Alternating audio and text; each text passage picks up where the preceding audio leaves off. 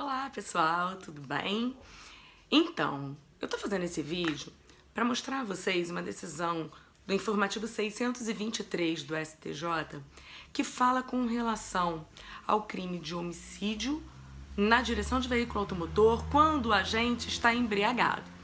Pois bem, existe aí uma cultura popular em falar que todas as vezes que o indivíduo beber, dirigir e matar alguém, o homicídio seria considerado um homicídio doloso, por dolo eventual, porque o agente, nesse caso, teria assumido o risco de produzir o resultado. Bom, daqui a gente vai poder analisar algumas premissas equivocadas que as pessoas fazem com relação ao conceito do dolo eventual.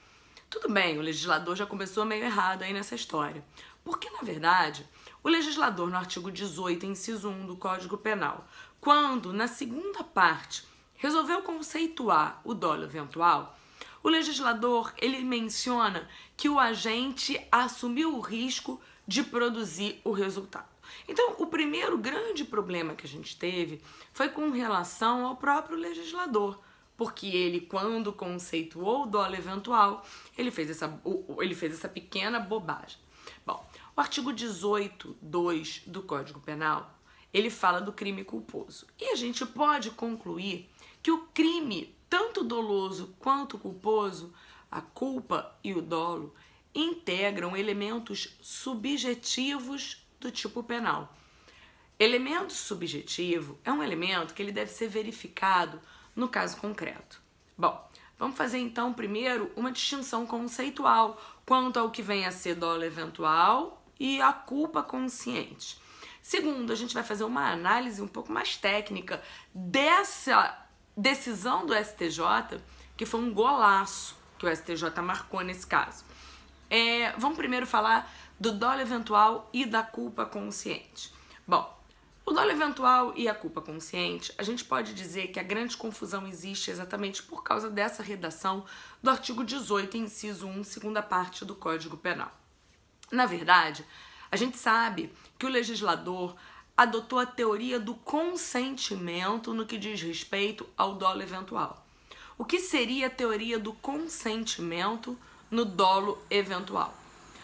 No dolo eventual, o agente prevê a possibilidade da ocorrência do resultado e ele prossegue porque ele simplesmente aceita que aquele resultado venha a acontecer. Ele consente. Gente, lembra sempre o seguinte, dolo é dolo. Então, ele prevê, mas não basta a previsão. Ele tem que consentir com a ocorrência daquele resultado para que a gente possa falar da existência do dolo eventual. Já na culpa consciente, o agente também prevê a ocorrência do resultado. Até porque a previsibilidade é um elemento do crime culposo. Mas na culpa consciente, o agente prevê a possibilidade de ocorrência do resultado e ele prossegue. Por quê? Porque ele acredita sinceramente que aquele resultado não vai acontecer. Então, naquela circunstância, apesar de ser previsível no crime culposo, não aceita, ele não consente. Por quê? Porque ele confia tanto nele que ele, naquela circunstância, prossegue exatamente achando que ele vai ter a capacidade de evitar que aquele resultado aconteça. Então eu costumo brincar nas aulas dizendo que a gente pode pensar num atirador de facas, né? O atirador de facas, ele vai treinar a sua pontaria e ele coloca o filho dele com uma maçã na cabeça. Quando ele coloca o filho dele com uma maçã na cabeça e vai treinando a pontaria, num dado momento ele erra e acaba matando o filho. Repara, no momento em que ele colocou a maçã na cabeça do filho dele, você acha que ele, apesar de prever a possibilidade do resultado acontecer, você acha que ele aceitou esse resultado? Claro que ele não aceitou esse resultado, muito pelo contrário. Ele acreditava tanto nele, ele acreditava que ele era tão bom, que ele sinceramente acreditava que aquilo não iria acontecer.